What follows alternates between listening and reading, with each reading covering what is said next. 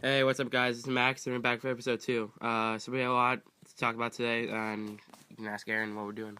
Alright, so we're going to do our 17 through 32 redraft of the 2014 NFL Draft. Then we're going to do our top 10 running backs. And then we're going to preview the 2 conference championship games. All right, so I had odds, and we're resuming at 17 with the Baltimore Ravens. So I picked Ryan Shazier, linebacker for Baltimore, since C.J. Mosley was off the board, and he'd be a good addition without C.J. Mosley. Alright, at 18 for the New York Jets, I took QB Blake Bortles. Blake Bortles hasn't played that well this season, but I think he's a franchise quarterback, and that would solve a big need for the Jets. All right, nice. So at 19, I had Dolphins, and I took Brandon Cooks to wide receiver. I think he'd be nice alongside Mike Wallace in Miami. Alright, at 20 for the New Orleans Saints, I took Kyle Fuller. He's a big cornerback, and the Saints secondary isn't very good, so they could use him. Nice. So I had 21 with Green Bay, and I ended up taking Calvin Pryor, the safety.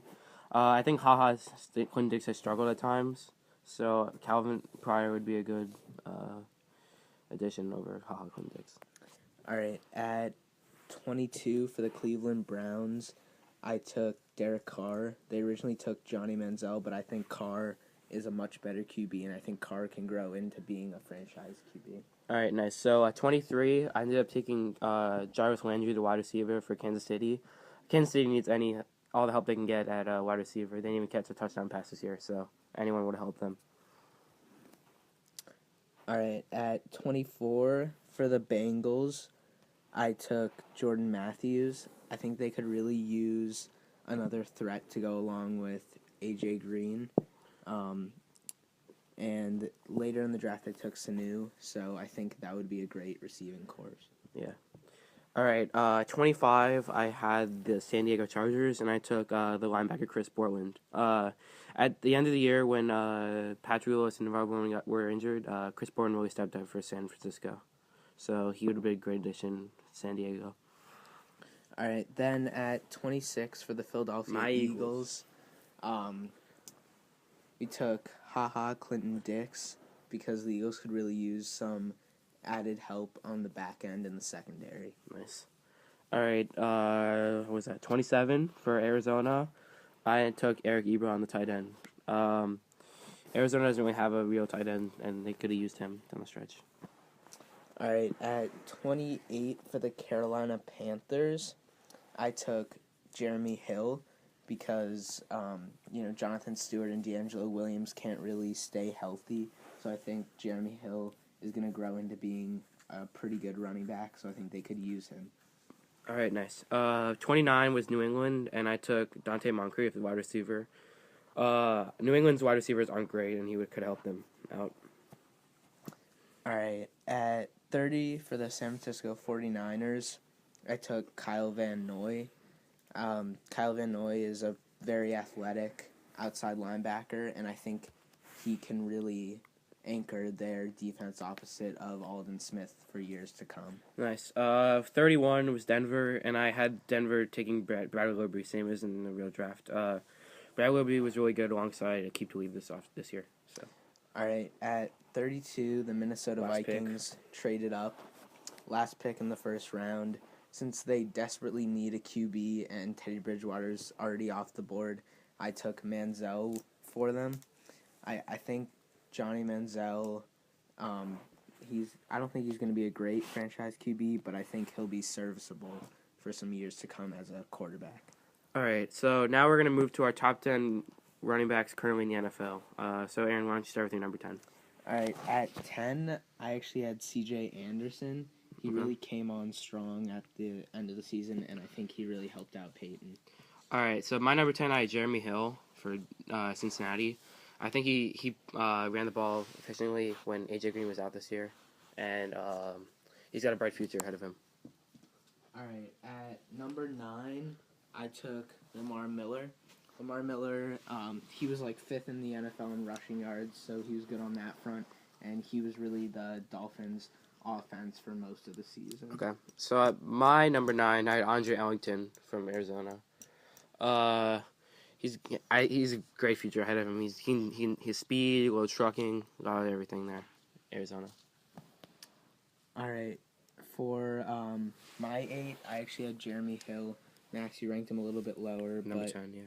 I think Jeremy Hill really exploded onto the scene late in the season, and I think he's going to be one of the next great running backs. Okay. So my number 8, I had Justin Forsett. After the whole Ray Rice thing, he really helped bring back Baltimore, and he led them to the playoffs, and he played really well. Pro Bowl, right? I think so. Yeah, yeah. I think so. Yeah. All right, at 7, I had Jamal Charles.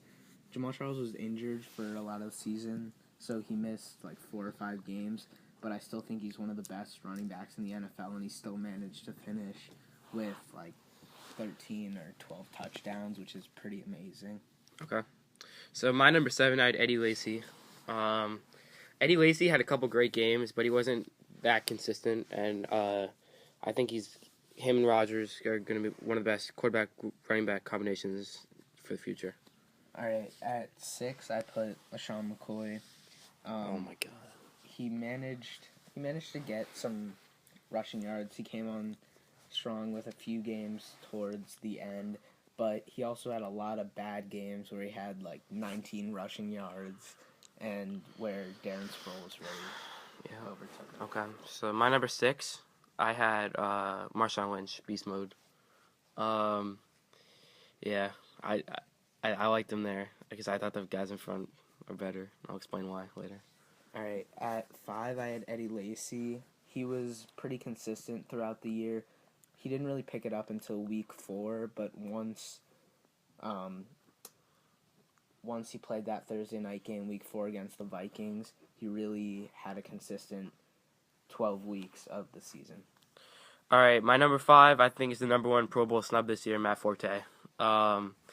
Matt Forte, he didn't have the rushing numbers people expected, but he did it in the passing game. He 100 receptions, something like that, something crazy like 102. 102 receptions, yeah. So he all around for them, Chicago.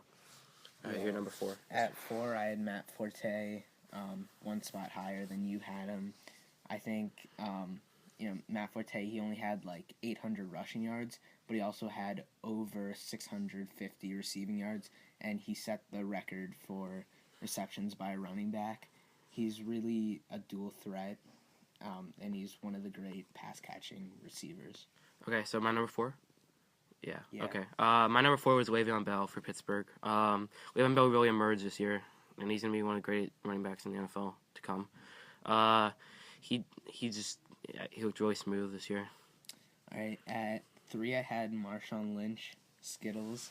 I think even though he may be on the decline, he's pretty old in running back years, he still managed to get it done this season through the air and on the ground. All right, my number 3 was Jamal Charles. He might have not had the numbers that people expected, but he led the Chiefs to an 8-8 record, and they had no passing game at all. Yeah, essentially 0 touchdowns and wide receivers. He did it on his own. All right, at 2, I had Le'Veon Bell. Le'Veon he performed really well. He did it. I mean, he was really probably the best pass catching running back after Matt Forte this season. Okay, my number 2, I had LaShawn McCoy. He might have. I mean, his numbers declined, but you have to think he did it with a banged up offensive line, 10 different offensive linemen in there. There's a lot of weapons in Philly too, so he didn't get as many touches this year as he did last year. But I think he's so elusive, still the best moves in the NFL, in my opinion. Well, I would just like to say that while LaShawn McCoy did still have a pretty good rushing total, he did get the ball a lot. He didn't have a great yards per carry, especially towards the beginning of the season. Yeah, that's true. But he's not expected to put up 1,650 yards every season. Okay. At 1, I think we both... DeMarco Murray. Yeah, we both said DeMarco Murray. He had a great season. He also caught a lot of passes as well. So, Yeah. Yeah. So let's preview the Conference Championship game. Let's start with the AFC Conference Championship game. The Colts at the Patriots. All right. So, I think New England wins this, but I think it's pretty close. I think Bill Belichick manages to confuse Andrew Luck. Andrew Luck is still a pretty young quarterback, so I think he can still be confused by certain schemes. And I think New England figures out how to win 28-24 New England. Okay.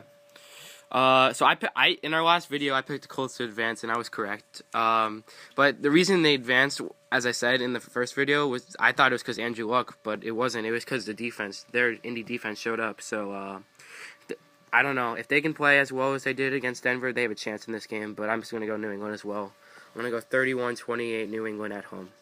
All right, Packers against Seattle in the In Seattle, 12th man. 12th man. Yeah.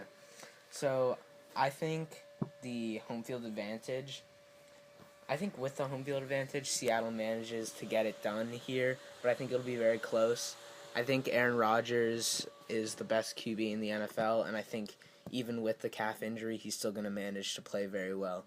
I say in a low-scoring affair, 17-14 Seattle. Okay. I'm going to go Seattle as well here. I think that their defense is playing amazing right now. They just shut down Cam Newton the other night. It was an awesome game to watch, Seattle's defense. So I'm going to go, and especially with Aaron Rodgers' calf not 100%, I think Seattle's defense is going to go to town. So I'm going to say, let's go 24-20 Seattle. All right, well, I think that about wraps it up for this episode, but if you guys want us to talk about anything, just write in the comments, and we'll catch you guys next time. Thanks, guys.